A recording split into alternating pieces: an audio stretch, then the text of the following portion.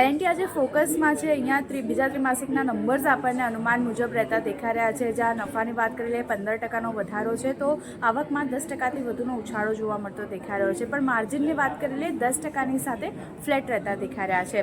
પણ order inflow 45% જેટલો ઉછળ્યો છે અને ઉલ્લેખનીય છે કે આ ત્રિમાસિકમાં લગભગ 1,15,000 કરોડથી વધુના ઓર્ડર્સ કંપનીને મળતા દેખાયા છે, જેમાં પબ્લિક સ્પેસીસ હોય, ડેટા સેન્ટર હોય, commercial buildings, metro, transmission and distribution, renewables માટેના ઘણા ઓર્ડર કંપનીને મળતા દેખાઈ રહ્યા છે ને કારણે ઓર્ડર બુક સ્ટ્રોંગ લાગી રહી છે।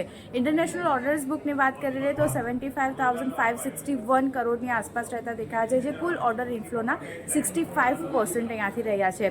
મોર્ગન સ્ટેનલીના રિપોર્ટની વાત કરી લઈએ તો ઓવરવેટ રેટિંગ આપ્યું છે 4,090 રૂપિયા પ્રતિ શેરના લક્ષ્ય સાથે। ગોલ્ડમેન સેશ અહીંયાથી ન્યુટ્રલ કોલ આપી રહ્યા છે 3,540 રૂપિયા પ્રતિ શેરના લક્ષ્ય સાથે। અને નુવામાની વાત કરી લઈએ તો તેમણે બાય રેટિંગ આપ્યું છે 4,680 રૂપિયા પ્રતિ શેરના લક્ષ્ય સાથે। તો સારા નંબર્સ અને બ્રોકરેજ નોટ જે પ્રમાણે આવતી દેખાઈ રહી છે એને કારણે એલએનટી આજે એક ફોકસમાં આવી રહ્યું છે।